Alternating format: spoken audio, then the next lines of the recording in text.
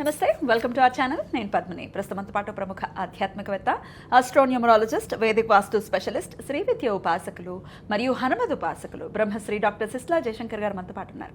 మాట్లాడదాం. నమస్కారం అండి. ఆయుష్మతి భవ. సార్, కుజదోషం ఉందో లేదో మాకు తెలియట్లేదు అంటే దాని అర్థం వాళ్ళకి జాతకం లేదు అని చెప్పి. మగపిల్లల గురించి ఆల్రెడీ మీరు చెప్పారు. మగపిల్లల్లో కుజదోషం ఉంటే ఎటువంటి సిమ్టమ్స్ ఉంటాయనేది చెప్పారు. ఆడపిల్లల్లో గనక వాళ్ళకి జాతకం లేదు, కానీ కుజదోషం ఉందో లేదో తెలుసుకోవడానికి ఎటువంటి సిమ్టమ్స్ ఉంటే గనక మనం నిర్ధారించుకోవచ్చు వీళ్ళకి కుజదోషం ఉందని. మరి ఎట్లా దీని నుంచి బయటపడాలంటే ఆడపిల్లలు ఎటువంటి రెమెడీస్ని చేసుకోవాలి సార్?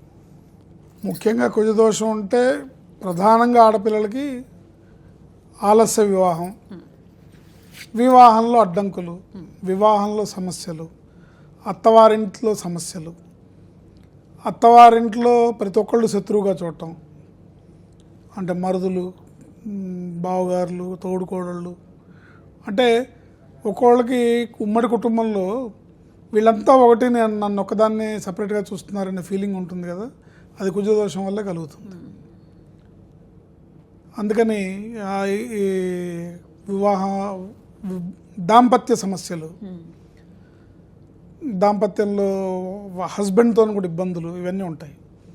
అట్లాగే దొంగతనాలు జరగటం, వీళ్ళ మీద నిందలు పడడం, ఇంట్లో ఎవరు ఏ కారణంతో దొంగతనం జరిగినా నిందలు వీళ్ళ మీద పడటం, మోసగింపబడటం, మోసపోవడం, ఇవన్నీ కూడా కుజదోషం లక్షణాలు ఆడపిల్లలకి. అందుకని ఏం చేయాలంటే వీళ్ళు ఈ కుజదోషాన్ని నివారించుకోవాలంటే పరిహారాలు ఉన్నాయి. అంతకన్నా ముందు ఒక క్వశ్చన్ సార్. ఆలస్యంగా వివాహం అవ్వటం అనేది ఒక సిమ్టమ్ అని చెప్పారు కదా. ఇప్పుడు ఆలస్య వివాహాన్ని చక్కగా అడాప్ట్ చేసేసుకున్నాం కదా. సహజంగా అయితే 20 ఏళ్లకో 21 ఏళ్లకో చక్కగా వివాహం చేసేవాళ్ళు. ఇప్పుడు 28, 29కి వస్తే ఓకే ఇదే కరెక్ట్ ఏజ్ అనే పరిస్థితుల్లో ఉన్నారు. అంటే మనం ఏది కరెక్ట్ అనుకుంటున్నామో దాన్ని మించి ఆలస్యం అవడం ఆలస్యం వివాహం. ఓకే, అప్పుడు ఇప్పుడున్న కాలమాన పరిస్థితి ప్రకారం 35 ఏళ్ళు వచ్చిన సంబంధం కుదరలేదు అనుకోండి, అది విషయం. అర్థమైంది. రైట్. మనకంటే పవర్ఫుల్ కర్మ, మంచిగా ఎలా అయినా మార్చుకోగలరు. ఇప్పుడు మనిషి ఎలా అయినా మార్చుకోగల, తన సహజంగానే తను ఆలస్య వివాహాన్ని కోరుకుంటున్నప్పుడు ఆ ఆలస్యాన్ని, దానివల్ల కలిగే బాధని కలిగించాలంటే మరింత ఆలస్యం. Correct correct. అది సరే, ఓకే. అందుకని వీళ్ళు ఏం చేయాలంటే 99 గ్రాముల కర్పూరాన్ని, ముద్ద కర్పూరాన్ని, 99 స్పెసిఫిక్గా 99 ముద్ద కర్పూరాన్ని కరెక్ట్గా ఆ వెయిట్లో తూయించుకొని చేతిలో పట్టుకొని సుబ్రహ్మణ్య స్వామి ఆలయంలో సుబ్రహ్మణ్య స్వామి చుట్టూ తిరగాల. చేతిలో పట్టుకోగానే అంటే సినిమాల్లో చూపించాడు. 9 ప్రదక్షిణలు చేసి ఆ కర్పూరాన్ని అక్కడ వెలిగించడం కానీ, లేదా ఒకేసారి వెలిగిస్తే అది సద్వినియోగం అవ్వదు కాబట్టి ఆ కర్పూరాన్ని అక్కడ పంతులు గారికి సమర్పించి స్వామికి వినియోగించండి అని ప్రతిరోజు కాదు, మంగళవారం వాళ్ళకి ఇచ్చేస్తే వాళ్ళు ప్రతిరోజు వినియోగిస్తారు. మంగళవారం నాడు ముఖ్యంగా ఇది చేత్తో పట్టుకొని ప్రదక్షిణలు చేయాలి. ఎన్ని ప్రదక్షిణలు చేయమంటారు? 9కి తగ్గకుండా 9, 18, 27 ఇట్లా 9 సంఖ్యగా చేయాలి. చేసి శం శరవణ భవ అనే ఈ మంత్రాన్ని చదువుతూ ఈ ప్రదక్షిణలు చేసి ఆవిడ కష్టం ఏదైతే ఉందో అది ఆయనకి మనసులో విన్నవించుకొని, స్వామి నన్ను నా భర్త సవ్యంగా చూసుకోవాలి, నన్ను ప్రేమగా చూసుకోవాలి అనే కోరికను కోరుతూ, నేను అందరితో బాగుండాలి, నాకు అందరితో నా కుటుంబ సభ్యులందరూ, మా అత్త మామలు, ఆడపడుచులు నన్ను బాగా చూసుకోవాలి అని కోరుకుంటూ 9 ప్రదక్షిణాలు చేసి అట్లా 9 వారాలు చేస్తే ఖచ్చితంగా వీళ్ళ కష్టం నెరవేరుతుంది. వీళ్ళ కష్టంలోంచి వీళ్ళు బయటకు వస్తారు. ఏదేమైనప్పటికీ జాతకం ఉంటే కనుక దానికి తగిన పరిహారాలు, ఒకవేళ కుజదోషం ఉంటే వివాహానికి ముందే వాళ్ళకి తెలుస్తుంది, దానికి తగిన పరిహారాలు మనం చేసుకోవాలి.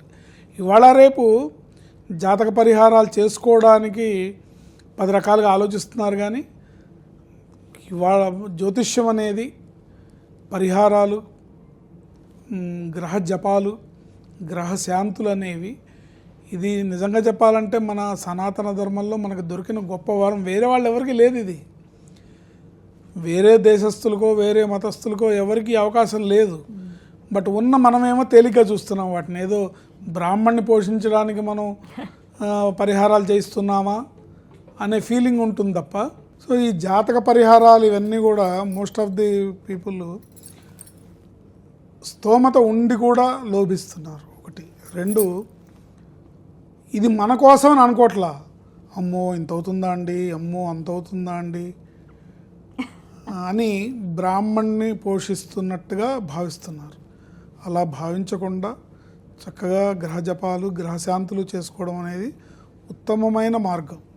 మన జీవన విధానంలో వాటిని ఆ గ్రహాలు ఇచ్చే ఫలితాలని, గ్రహ ప్రసాదాన్ని మంచైనా చెడైనా మనకి సవ్యంగా ఉపయోగపడాలి, మనకు సవ్యంగా మన జీవితం సాగాలి, ఎటువంటి ప్రమాదాలు గండాలు ఇబ్బందులు లేకుండా ఉండాలి అంటే చేసుకొని ముందుకెళ్ళడం మంచిది.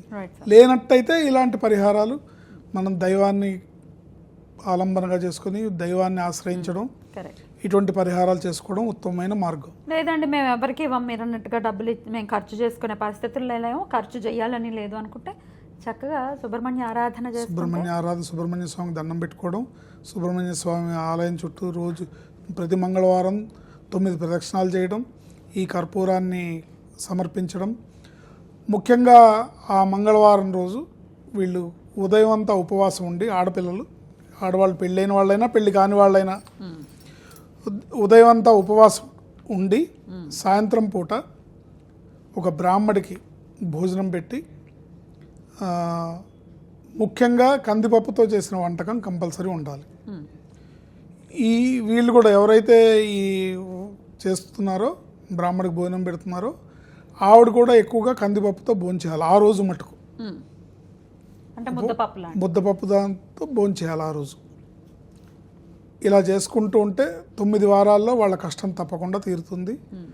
వాళ్ళ సమస్య ఏదైతే మానసికంగా ఈ కుజదోషం వల్ల ఏర్పడే ఇబ్బందులు ఏవైతే ఉన్నాయో, ముఖ్యంగా గొడవలు చికాకులు కుటుంబ సభ్యులతోని భార్యాభర్తలతోని ఉంటాయి కాబట్టి అవన్నీ కూడా పోయి చక్కగా సంతోషంగా ఉంటారు. అలాగే సంతోషంగా ఉండాలి, ఎందుకంటే అదేదో చాలా భయానకమైనటువంటి దోషంగా పోట్రే అయిపోయింది ఆల్రెడీ మార్కెట్లో, దానికున్న పేరు అటువంటిది. సో ఏమీ భయపడాల్సిన అవసరం లేదు, దేనికి భయపడక్కర్లేదు, మనం పరిహారం చేసుకోవడమే. ఎగ్జాక్ట్లీ. సుబ్రహ్మణ్యుడు ఉన్నాడు, ఖచ్చితంగా ఆదుకుంటాడు. చాలా అద్భుతంగా వివరించారు సార్, కృతజ్ఞతలు. నమస్తే సార్. ఆయుష్మతి భవ.